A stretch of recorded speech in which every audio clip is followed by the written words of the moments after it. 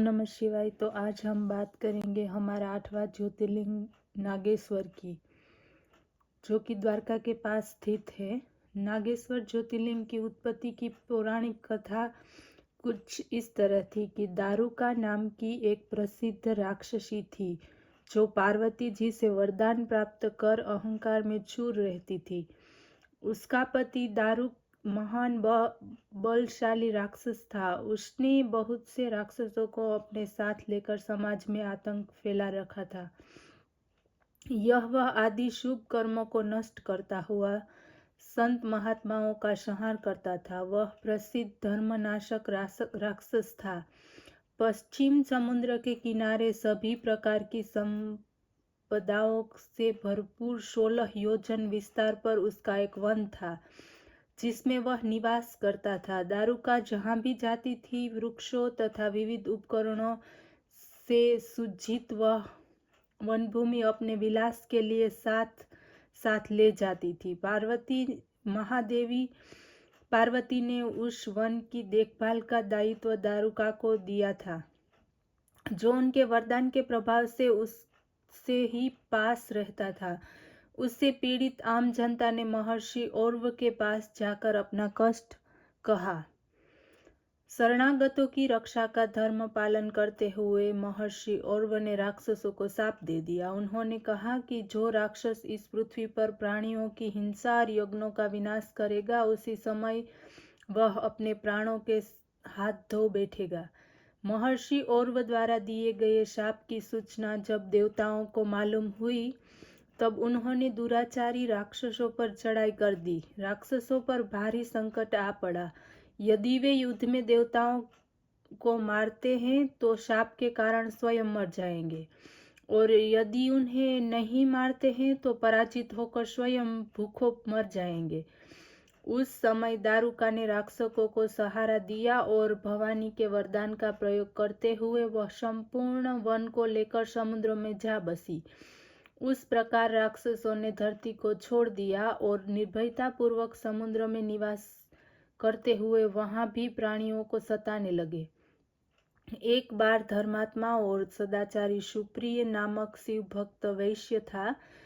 जब वह नौका पर सवार होकर समुद्र में जल मार्ग से कहीं जा रहा था, उस समय दारुक नामक एक भयंकर बलशाली राक्षस ने उस पर आक्रमण कर दिया और उसकी नाव में जो भी था वो भी ले लिया और वहां पे उसको रोक दिया, आगे नहीं जाने दिया।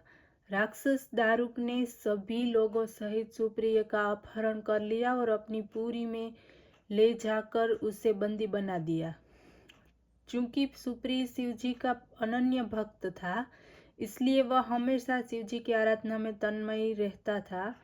कारागार में उनकी आराधना बंद नहीं हुई और उन्होंने अपने अन्य साथियों को भी शिवजी को पूजा करने के लिए कहा। शिवजी की आराधना के प्रति जागरूक कर दिया और वे सभी शिव भक्त बन गए। कारागृह में शिव भक्त का ही बोलबाला हो गया। जब उसकी सूचना राक्षस दारुक को मिली तो वह क्रोध में उबल उठा। उसने देखा कि कारागृह में सुप्रिय ध्यान लगाए बैठा है, तो उसे डांटते हुए बोला, वैश्य, तू आंखें बंद करके मेरे विरुद्ध कौन सा षड्यंत्र कर रच रहा है। वह जोर जोर से चिल्लाता हुआ धमका रहा था। इसका उस पर कुछ भी प्रभाव नहीं पड़ा। घमंडी राक्षस दारुक ने अपने अनुसरों को आदेश दिया कि इस शिव भक्त को मार डालो। अपनी हत्या के भय से भी सुप्रिय डरे नहीं और वह भयहारी संकट मोचक भगवान शिव को पुकारने में ही लगे रहे। देव, आप ही हमारे सर्वस्व है, आप ही मेरे जीवन और प्राण है। इस प्रकार सुप्रिय वैश्य की प्रार्थना को सुनकर भगवान शिव एक बिल से प्रकट हो गए। उनके साथ ही 4 दरवाजों का एक सुंदर मंदिर प्रकट हुआ। उस मंदिर के मध्य भाग में गर्भगृह में एक दिव्य ज्योतिर्लिंग प्रकाशित हो रहा था तथा शिव परिवार के सभी सदस्य भी उनके साथ विद्यमान थे। वैश्य सुप्रिय ने शिव परिवार सहित उस ज्योतिर्लिंग का दर्शन और पूजन किया और ये प्रार्थना भी की, इति सम पार्थित शंभु विवरानिगत सदा भवनी नो तमे नाथम चतुरार्थ युते च मध्ये ज्योतिस्वरूपं च शिवरूपं तदन्तुं परिवारसमायुक्तं दृष्ट्वा सा पूज्यते स्वे पूजितस्व तदा शम्भु प्रसन्नो ह्यं वत्स्य स्वयम् अस्त्रपाशुपतं नामं दत्त्वा राक्षसपुङ्गवान् जधांशोपकरणास्तास्वान्गणादृतम् अरक्षस्य स्वभक्त में दृष्टहा सही शंकर। सुप्रिय के पूजन से प्रसन्न भगवान शिव ने स्वयं पाशुपत शास्त्र लेकर प्रमुख राक्षसों को व उनके अनुसरों को तथा उनके सारे संसाधनों अस्त्र शस्त्र को नष्ट कर दिया। लीला करने के लिए स्वयं शरीर धारण करने वाले भगवान शिव ने अपने भक्त सुप्रिय आदि की रक्षा करने के बाद वन को भी यह वर दिया कि आज से इस वन में ब्राह्मण, क्षत्रिय, वैश्य तथा शूद्र इन चारों वर्णों के धर्मों का पालन किया जाएगा। इस वन में शिव धर्म के प्रचारक श्रेष्ठ ऋषि मुनि निवास करेंगे और यहाँ तामसिक दुष्ट राक्षसों के लिए कोई स्थान नहीं होगा। राक्षसों पर आए इस भारी संकट को देखकर राक्षसी दारुका ने दीन भाव से देवी पार्वती की स्तुति की।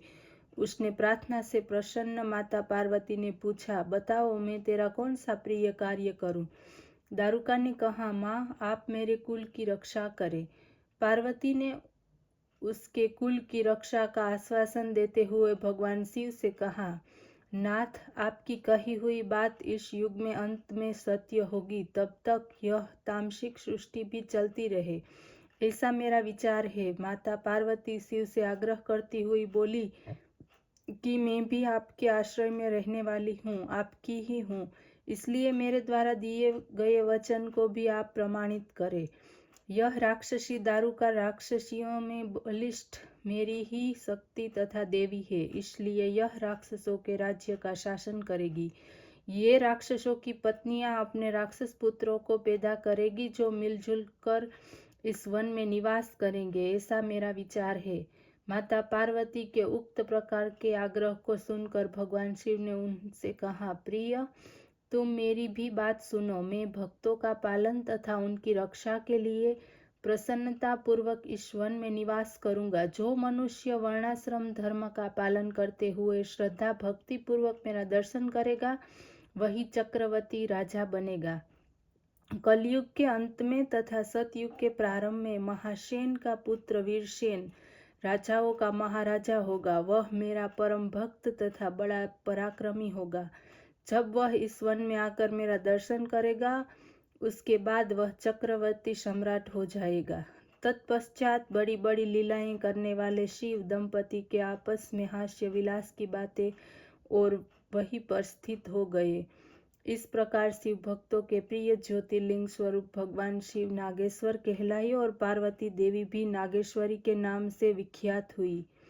इस प्रकार शिव ज्योतिर्लिंग के रूप में प्रकट हुए हैं जो तीनों लोकों की कामनाओं को पूर्ण करने वाले हैं। इति दत्तवर्षोपि शिवेन परमात्मना सक्त सर्व तदा कर्तु शंभुव न संशय। एवं नागेश्वरो देव उत्पन्नो ज्योतिषां पति लिंगस्पस्त्रीलोकस्य सर्वकाम प्रदः सदा। एतः शृणुयान्नित्यं नागेशो दवमातरात् सर्वकामानिया मामनाह पातक नाशनम। नागेश्वर ज्योतिर्लिंग के दर्शन करने के बाद जो मनुष्य उसकी उत्पत्ति और महात्म्य संबंधी कथा को सुनता है वह समस्त पापों से मुक्त हो जाता है तथा संपूर्ण भौतिक और आध्यात्मिक सुख को प्राप्त करता है। और इसी तरह एक दूसरी भी कथा है कि जब सभी नाग कुल को मारा जा रहा था किसी कारण, तो सभी नाग कन्याओं को भी लूटा जा रहा था। तो सभी नाग इकट्ठा हुए और वो आपस में कहने लगे कि अब हम क्या करें, हमें कौन बचाएगा, क्योंकि उसका कुल का नाश हो रहा था। सब नागों को मारा जा रहा था और नाग कन्याओं को लूटा जा रहा था और अगर ऐसे ही चलता रहा तो सभी नाग कुल का नाश हो जाएगा और उनकी जाति आगे नहीं बढ़ पाएगी। तो उस सब ने सोचा कि अभी हम भगवान शंकर के पास जाते हैं और उसको बोलते हैं कि हमारी रक्षा करें। तो वो सभी नाग थे वो उस भगवान शंकर के पास गए और उसने शंकर भगवान को बोला कि आप हमारी रक्षा करो, क्योंकि हमारी सभी नाग कन्याएं लूटी जा रही है और हमारा भी विनाश होता जा रहा है।